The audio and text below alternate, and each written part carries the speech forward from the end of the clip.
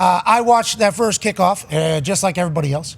I put out a tweet once the NFL tweeted out the first kickoff and said, thoughts to just, the X-verse. Sure. Which is a fun thing to do. Just kind of blanket statement, thoughts. How do you feel about this? Not leading anybody in any particular direction. No. Just would like to get natural thoughts, natural reaction to the first ever time we're seeing this kickoff as the brand new kickoff for the biggest, best league in the world, the NFL. Now, there was obviously a conversation about the kickoff being removed from the game completely if the special teams coordinators did not figure out how to save the play. And if you lose the kickoff, what's going to happen to punt? What's going to happen to special teams? That was kind of the ripple effect fear that people were having if you lost the kickoff. So the special teams coordinators around the NFL came together, watched what the XFL did, kind of critiqued it a little bit, made it a little bit more NFL-y, but mostly the XFL return. They changed some of the yardages on kickoff, touchbacks in the landing zone, yada, yada, yada. And we saw it for the first time last night. A lot of people's thoughts were fascinating. A lot of people said, I haven't seen enough to judge it. I respected that.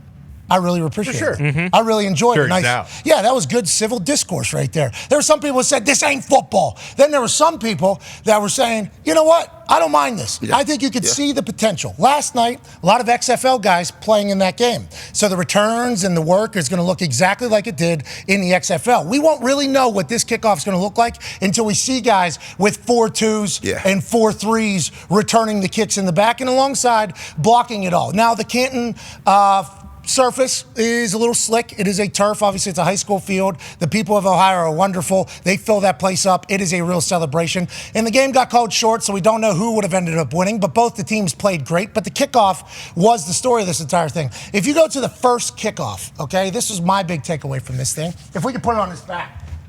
So, and next to me here is 13-year NFL vet, corner, and all-pro kickoff and punt returner, Adam Pacman Jones. Pacman, the camera's that way if you want to say hello to anybody. Hey, that's Pacman Jones. Okay, so this is obviously very crucial to both of our careers.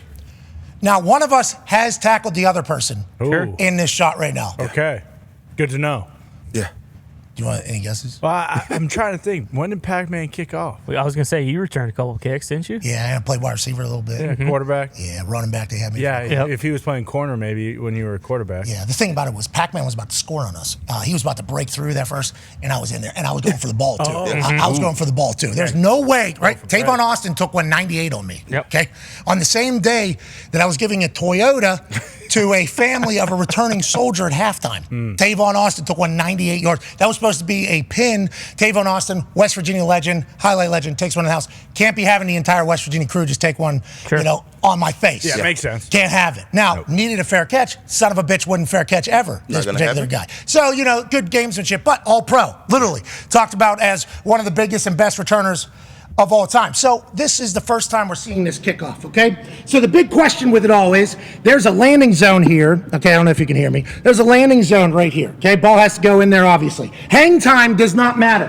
Hang time does not matter at all. Because this play does not start until somebody touches the ball. So how long it's up here to give your team time to get in there does not matter. All this kicker who's all the way back, this looks kind of weird. I don't love it. Yeah, it does. I don't love the way this whole thing kind of looks. But all this kicker's trying to do is land it here, okay? This is the goal, landing it in between the 5 and 10. That's landing it, not where they catch it, landing it. Because if that son of a bitch lands here, that ball's coming out already to the 30. So if you're trying to cover and work, you're trying to land it in between the 5 and the goal line. Hang time does not matter. So then the next question is, okay, with the landing zone, 2 people back, these guys aren't allowed to move.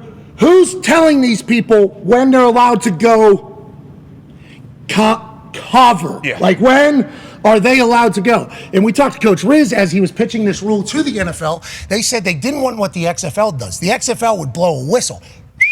This play has started. They touch the ball. You can go. Blow a whistle to kick. Blow a whistle when ball's touched. Blow a whistle when tackle happens. Too much. 3 whistles, 1 play. Play in between the whistles. There's a lot against football in that particular series of events. I know other sports have it where there's a whistle that indicates something in the middle of a play.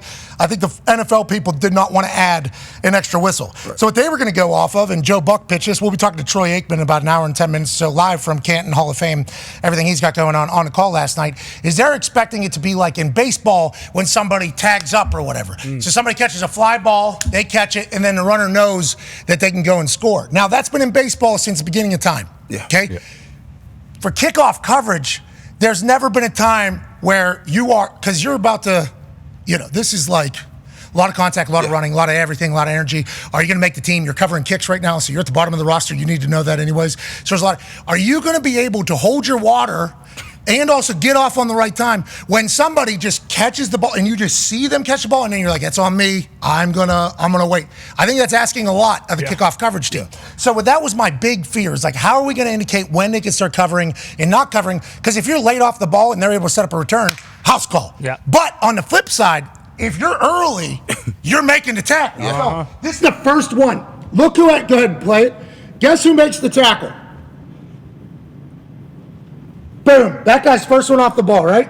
Who makes the tackle? Bang. That guy. Right? That's going to be an advantage. Did he leave early? Absolutely. Yeah, he was the first person off the ball before the ball was caught. He has a yard head start on everybody else. Yeah. He ends up making the tackle. So naturally, as somebody who sat in special teams meetings, and Pacman can attest to this, people are going to see this film, and everybody that's going to be trying to make a roster at the bottom of the thing is going to be like, oh, they'll give you a little bit. They'll give you a little bit beforehand. And if you're the first one off the ball, you're going to make the play. You make the play, guess what you make? The team. Yep. Which means what? You make money, which is all anybody is really looking for. So I don't think they had that figured out in the first half. So then they go at halftime, they come out in the second half. Let's go to the opening kick of the second half, okay? Tommy Townsend, who slaughters football, had a 63-yard punt last time. Was his first punt. He is multiple-time Super Bowl champion at this point. Just dog added to the Houston Texans, which I don't like. Sure. I don't like that they just keep getting better at every fucking position, it seems like, down there in Houston. They were supposed to be terrible. This team was supposed to be, but nonetheless, let's move forward. Fairbairn's kicking off here. This is the first kickoff of the second half. Go ahead and run it. 3 steps. If it's windy, the 12th player can come on and hold it. Tommy's supposed to get the tee. Instead, waves to his family. He's going to have to get through that entire thing. They have this kickoff. This is the furthest return I think that there was, out to like the 32. Everything else was in between the 20 and 30. From what I saw, I might have missed at least one of them. A lot of high-scoring stuff. And they called a penalty on that, though. They said that somebody, illegal formation, somebody left the line early. They would run replay. Nobody left early, but it was clear that at halftime, somebody told ref, hey, listen, we got to call people leaving early because that can't become the thing. I have no idea how they fix that. I have no idea how, with human instinct, the competitive edge, what's on the line for every single one of these plays, how every single one can become a touchdown, which Pacman's going to talk about here in a matter of moments. But let's say it's a Super Bowl. It's a Super Bowl. Minute 15 left. It's a crucial play. Biggest play. I mean, you're talking about biggest play. And how are they going to monitor if somebody is, even if you're 1 foot past, that's a third of a yard here in America. I know we're going off meters and shit for the Olympics. Sure. But, a yard is 3 feet. Even if you're 1 foot, that's a 1 foot advantage off early. Are they going to call that? Are they going to call that? If that's a tackle inside like the 15, are they going to call that back and have them redo it? If it's a house call, okay, are they going to talk about one of the returning teams leaving a half a step early? Like, how are they going to – that's going to be, in my eyes, as kickoff person, special teams person, that one's going to be the toughest to figure out. That one's going to be toughest to regulate. Other than that, though, I think there's a lot of promise for these returners. Legitimately, I think it's going to bring some excitement if people are kicking it into the landing zone. For the returners, I think this is great. That is an issue with the guys that leave early. Me personally, I think it should be like a shot clock horn, I guess, sound for when they can go. But as returners, if it was the first kickoff return, I think it was a block away from being up out of there.